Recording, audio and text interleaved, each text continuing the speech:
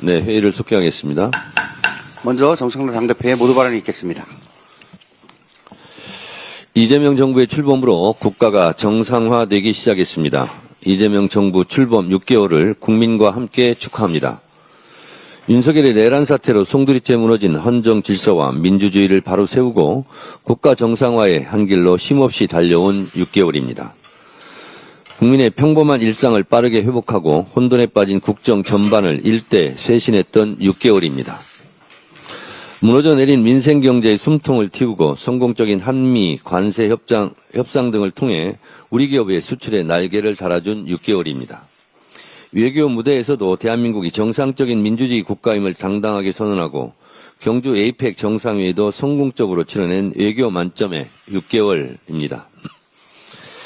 이재명 정부 6개월의 모든 성과는 숫자로 증명됩니다.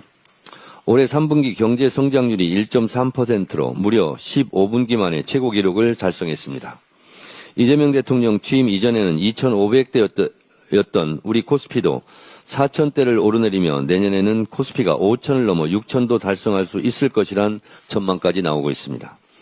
수출 역시 사상 최초로 연간 수출 7천억 불을 돌파할 수 있을 것으로 기대되고 있습니다.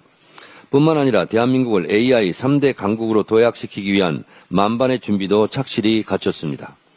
내년도 정부 예산안에는 역대 최대의 R&D 예산이 편성되었고 엔비디아로부터 GPU 26만 장 공급 협약도 이끌어내는 쾌거를 거두었습니다. 수많은 성과 중 으뜸은 외교 분야였습니다. 취임 직후 개최된 G7을 필두로 UN 총회, 경주 에이펙 정상회의, 아세안 정상회의, G20 정상회의 등 다자 외교의 일정들을 성공적으로 소화해냈습니다. 미국과의 관세 협상은 그야말로 베스트 오브 베스트였습니다. 우리의 주력 수출 상품인 자동차 관세는 15%로 낮추고 농축수산 분야에 대한 추가 개방은 막아냈으며 핵추진 잠수함 건조 승인까지 이끌어내는 최고의 협상 최대의 성과를 거두었습니다. 더불어민주당의 지난 6개월 동안 이재명 정부의 성공을 위해 최선을 다해 온 시간들이었다고 자부합니다. 국민의 명령인 3대 특검과 3대 개혁의 완수를 향해 쉼없이 달려왔습니다. 상법, 농업사법 등 민생경제 법안들을 통과시켜 이재명 정부의 민생회복 경제성장 노력에 적극 동참했습니다. 이재명 정부의 첫 예산안인 내년도 정부 예산안도 5년 만에 법정 시한을 지켜 국회 본회의에서 처리했습니다. 에이펙 성과 확산과 한미 관세 협상의 후속 지원을 위한 대미투자 특별법도 신속히 발의했습니다. 더불어민주당은 흔들림 없는 당정대 원팀, 원보이스로 변함없이 이재명 정부를 든든하게 뒷받침하겠습니다. 자랑스러운 이재명 정부와 함께 민생 회복과 경제 성장, 민주주의 발전과 한반도 평화를 위해 앞으로도 전력 투구하겠습니다. 12월 임시국회에서는 사법개혁안과 내란 전담재판부 설치법이 집중 논의될 것입니다. 그리고 3대 특검이 모두 종료되는 즉시 2차 추가 종합특검을 추진하여 확실하게 내란을 청산하겠습니다. 12월 임시국회는 민생개혁 입법의 분수령이 될 것입니다. 특히 사법개혁안은 국민적 신뢰를 잃은 사법부를 정상화하고 다시금 국민을 위한 사법부로 거듭날 방안을 찾기 위해 우리 당의 많은 의원님들께서 오랜 시간 심혈을 기울여 준비한 내용들입니다. 여러 차례 토론회와 공청회를 통해 국민 의견을 폭넓게 수렴했고 앞으로도 필요한 토론은 하겠습니다. 내란 전담 재판부 설치법은 내란 의환수계 윤석열을 엄중히 단죄하고 내란 잔재를 철저히 청산하기 위한 법입니다. 사안의 중대성을 반영하듯 많은 분들께서 높은 관심과 다양한 의견을 보내주고 계십니다. 법적으로 위헌이 아니더라도 1심 재판을 지연시키려는 정략에 맞서 위헌 시비마저 최소화하겠습니다. 의총을 통해 의견을 수렴하고 수정할 것은 수정하겠습니다. 국민적 공감대를 더 넓히고 위헌 소지를 최소화하기 위해 필요한 부분은 보완하고 수정할 부분은 과감히 수정해 나갈 것입니다. 아울러 더불어민주당은 3대 특검이 모두 종료되는 12월 28일을 기점으로 즉시 2차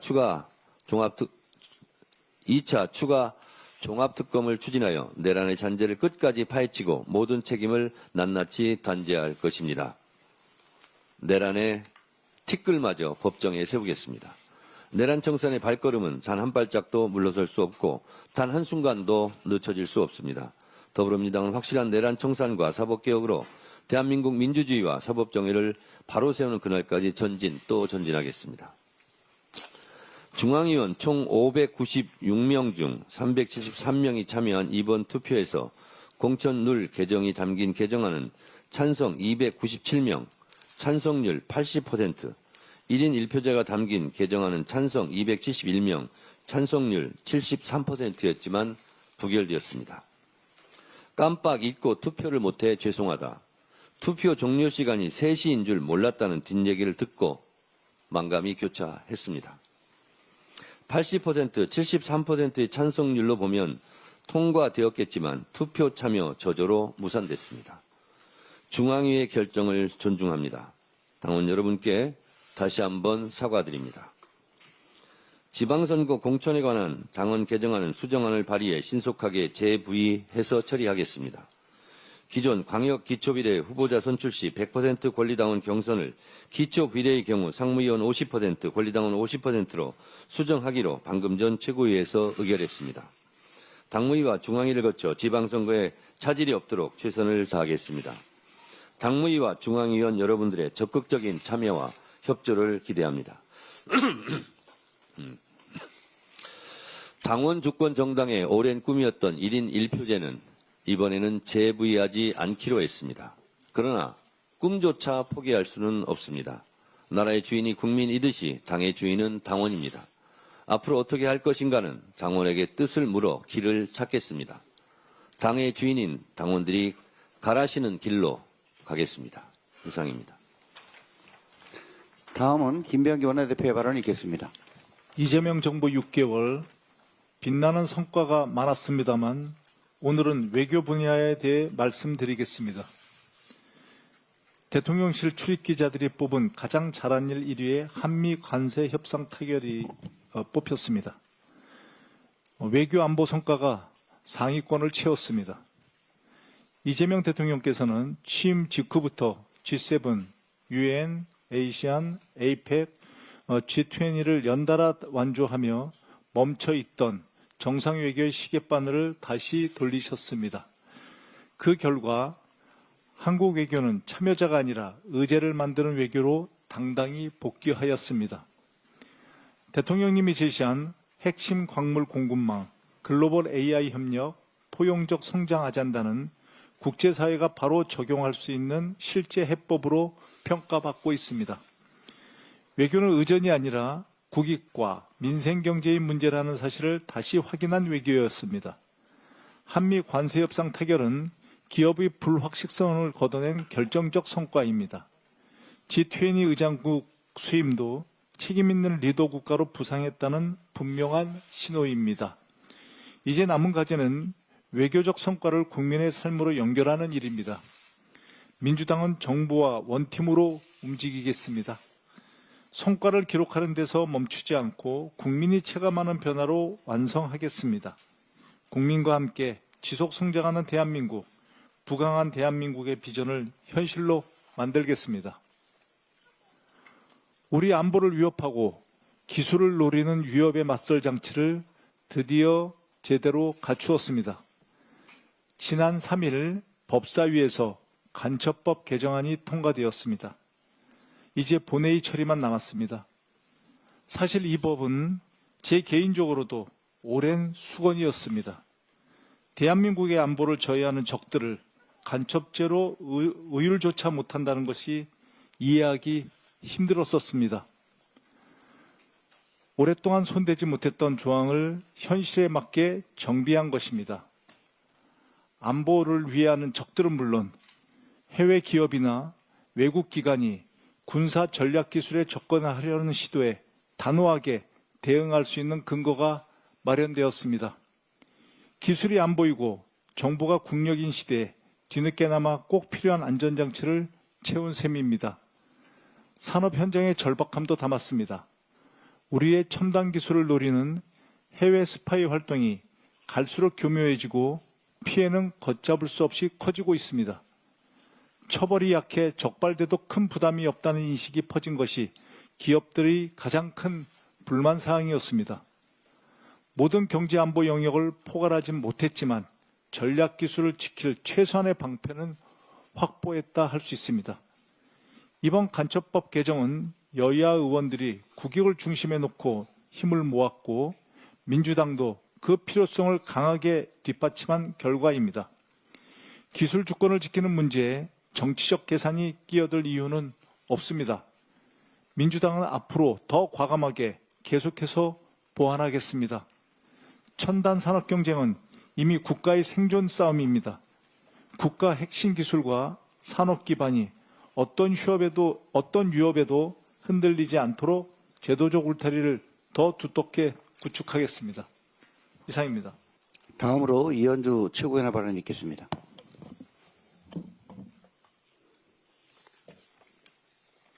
네, 어제 대통령실에서 이재명 정부 출범 6개월 성과보고 간담회가 있었습니다. 이재명 정부 출범 6개월을 돌아보면 12.3 비상계엄으로 크게 흔들리고 무너진 민생과 경제의 기초를 빠르게 안정시키고 대한민국 경제 외교를 동시에 정상 궤도에 복귀시키는 매우 의미 있는 시간이었습니다.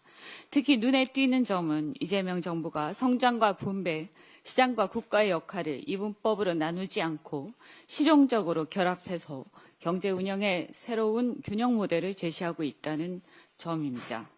대기업 투자 유인 강화 동시에 중소 중견기업, 소상공인 금융세제 지원을 병행해서 경제 생태계 전반을 함께 살리는 정책으로 진정한 상생이 무엇인지, 모두의 성장이 무엇인지를 실행으로 보여줬습니다.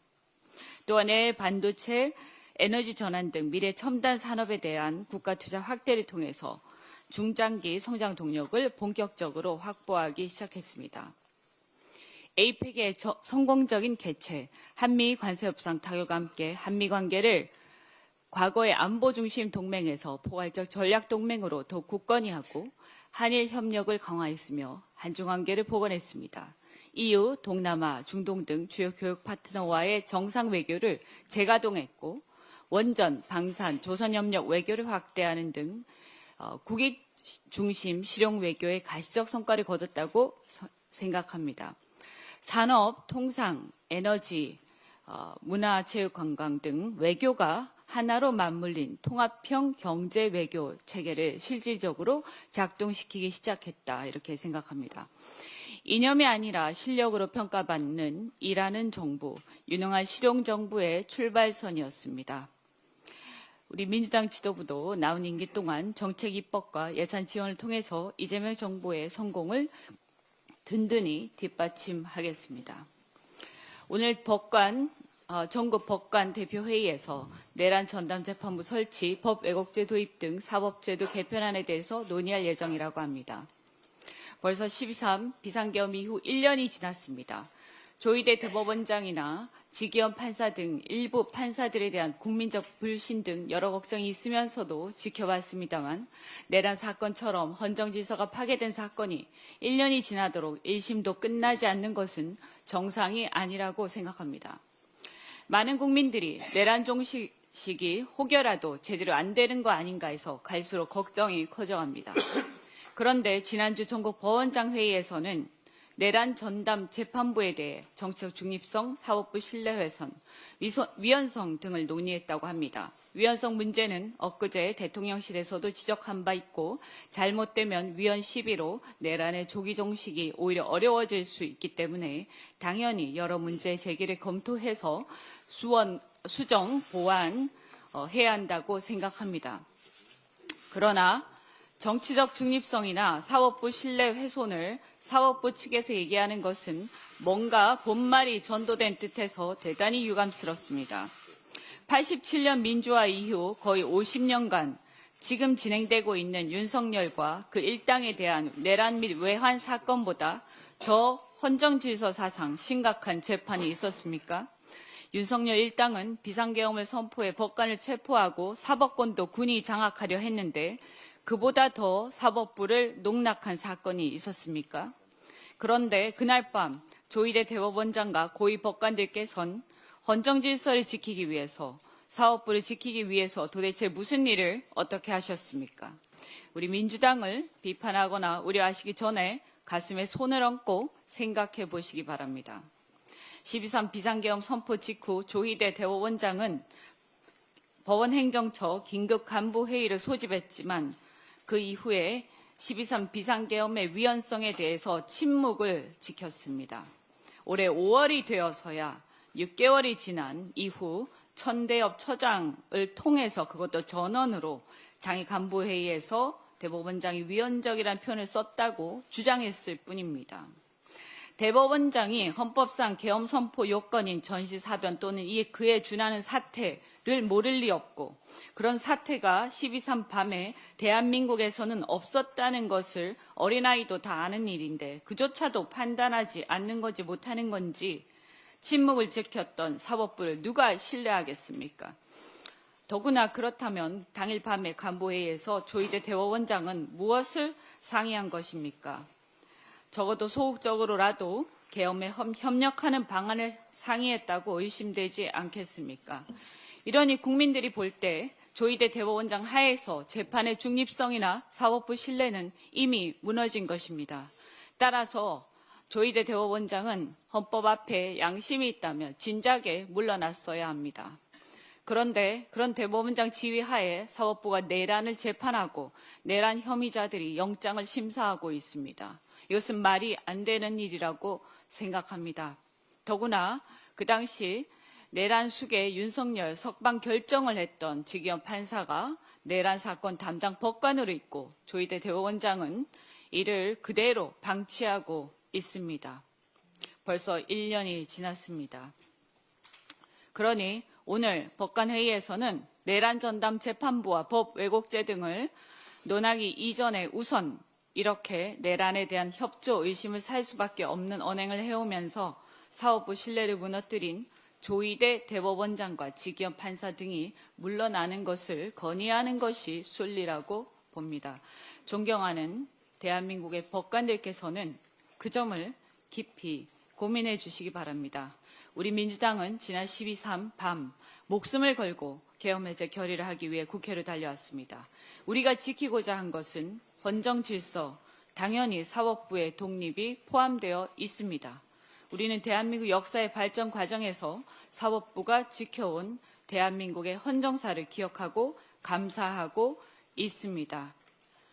그러나 내란 재판부, 내란 전담 재판부 설치를 통해서 이 재판이 지연되어 국가적 혼란을 초래하지 않도록 집중적으로 재판이 심리되고 조속히 결론을 도출할 필요가 있다라는 것을 이해를 해주시고 법관들께서는 근본적인 헌정 질서를 어떻게 지킬 것인가 고민해 주시기 바랍니다.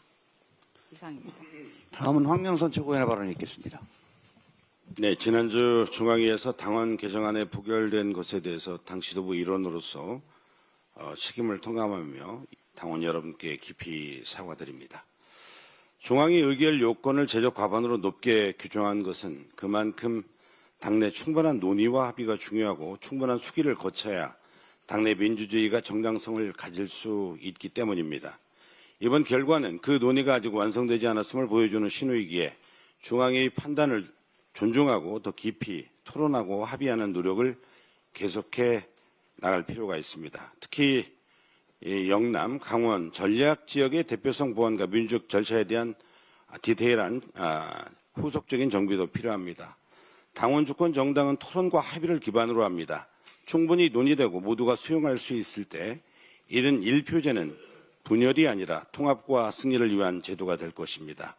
저 역시 이번 과정을 깊이 성찰하면서 다양한 우리 지역과 세대, 현장의 목소리를 더 치열하게 경청하고 이른 1표제가 당의 통합과 승리를 위한 당원 주권 확대로 정당으로 자리 잡을 수 있도록 책임 있게 역할을 다하겠습니다. 우리 민주당은 이번 임시회에서 내란전담 재판부 설치법, 법 왜곡죄법, 사법개혁안 등을 처리할 것입니다. 조희대 사법부의 내란 세력 감싸기를 차단하고 신속하고 엄정한 내란 재판이 이루어지도록 하는 내란전담 재판부 설치법을 추진하겠습니다. 윤석열을 풀어주기 위해 날짜를 시간 단위로 쪼개며 사실관계를 왜곡하고 정적 제거를 위해 조작 기소를 남발하는 법비들이 망동을 막기 위한 법 왜곡죄법을 반드시 처리하겠습니다. 제왕처럼 군림하는 대법원장의 권한을 견제하고 사법부의 독립성과 책임성을 함께 강화하는 사법개혁안도 처리할 계획입니다. 국민을 피곤하게 만드는 유령 필리버스터는 막되 합법적인 필리버스터의 권한을 온전히 보장하는 필리버스터 제대로법도 처리하겠습니다. 우리 민주당은 개혁 법안의 처리 전 과정에서 민심을 최우선 가치로 삼고 야당의 건강한 의견도 충분히 수렴할 것을 약속드립니다. 정책 의총을 통해 충분한 수기를 거치고 국회 안팎의 의견 수렴을 통해 보완할 것은 보완하도록 하겠습니다. 내란 세력의 단 한 채의 빌미도 허용하지 않도록 치밀하게 준비해 개혁 입법을 완수하겠습니다. 이상입니다. 다음으로 서삼석 최고위원님의 발언이 있겠습니다. 지난 10월 13일 회의에서 농어촌 주민이 마땅히 제공받아야 할 자동차 보험 긴급 출동 서비스 개선을 촉구한 바 있습니다. 아직도 미완입니다. 거듭 해결을 촉구합니다. 이어서 농어촌 지역의 열악한 금융 서비스 접근성 문제를 말씀드리겠습니다. 저희 당 의원님께서 현금 인출 및 이체를 위해 사용하는 은행 ATM 이용이 농어촌 주민에게 더 크게 제한되고 있다라고 문제를 제기해 주셨습니다. 실제로 지난 3년간 ATM 수는 4,399개가 감소되었으나 전체 ATM의 44%가 국토 면적 11%인 수도권에 몰려 있으며 농어촌 기초단체인 82개 군의 읍면 주민 가운데 1km 이내 ATM을 활용할 수 없는 비율은 평균 44%로 나타나고 있습니다. 금융결제원의 자료를 인용한 것입니다. 이용 불가 주민 비율은 매년 증가 추세에 있습니다. 이 중 전남 신안군이 76.2%에 이르는 반면 광역시 기초단체인 기장군은 2.6%에 불과하여 같은 군 단위에서도 지역 간 격차가 무려 30배가량 차이가 나고 있음을 보여주고 있습니다. 또한 82개 군 중 84%인 69개는 인구 감소 지역으로 1제곱킬로미터당 ATM 기계 설치 수는 24년 0.15대로 매년 줄어드는 실정입니다. 가장 많이 설치된 지역이 90.4대인 것에 비해 턱없이 적은 수준으로 농어촌 주민 금융서비스 접근성 불편은 더욱 심화되고 있습니다. 농촌경제연구원이 발표한 자료에 따르면 농촌 금융서비스 등 생활서비스 만족도는 10점 만점에 5.8점으로 도시 대비 현저히 낮게 나타나고 있습니다. 고령은 농어촌 주민은 단순 현금 서비스를 위해서도 장거리 이동을 감수해야 하는 불편을 여전히 겪고 있습니다. 농업인의 삶의 질법에 따라 정부는 농어촌의 기초생활여건의 개선 사항을 포함한 기본 시행계획을 수립 실시하도록 규정하고 있지만 금융서비스에 관한 사항은 전무합니다. 사소하게 여길지 모르지만 현장에서는 큰일입니다. 농식품부와 금융위원회는 이 법의 제정 목적에 따라 금융서비스 개선을 위한 획기적인 개선 방안을 조속히 마련해 주실 것을 요청드립니다. 이상입니다. 다음으로 박지원 최고위원의 발언이 있겠습니다. 이번 쿠팡 개인정보 유출 사태는 한국이 자랑하는 디지털 경제에 무엇이 부족한지를 보여주는 사례입니다. 미국과 유럽의 유사한 모범 사례를 보면 우리와 차이점이 뚜렷합니다. 대규모 정보 유출 사태가 발생하면 회사는 빠르고 투명하게 사실을 공개하고 CEO는 사과와 해임 등 책임을 지며 감독당국은 거액의 과징금을 부과합니다. 피해자들은 집단소송을 통해서 실질적으로 보상을 받고 오랜 시간이 걸리는 법원 판결과는 별도로 피해 지원 서비스를 받게 됩니다. 만약 쿠팡이 미국이나 유럽에 있었던 기업이라면 이번 같은 사건에서 유출을 노출로 바꿔서 책임을 희석하거나 사과문을 삭제하거나 최고 의사결정권자가 국회에 나오지도 않는 등 이런 일은 일어나지 않았을 것입니다. 이번 사건은 국민의힘 장동혁 대표 말처럼 중국의 간첩 등등을 운운할 정쟁 소재가 아니고 디지털 시대의 진정한 민생 사안입니다. 기업 책임을 물어서 재발 방지하고 소비자 피해를 구제할 제도 개선의 기회로 삼아야 됩니다. 이번 사태의 계기로 해서 집단소송제와 공중피해보상기금제 도입 논의에 다시 불을 지필 필요가 있습니다. 집단소송제가 도입되면 일부 원고만 승소를 해도 모든 피해자에게 판결 효력이 미칠 수 있고 공중피해보상기금제가 도입되면 과징금으로 거둔 돈의 일부를 기금으로 적립해서 국가가 먼저 그 기금으로 피해자를 신속 지원할 수 있습니다. 이번 쿠팡 사태는 개인정보 보호체계의 전면 개편을 요구하는 경고음입니다.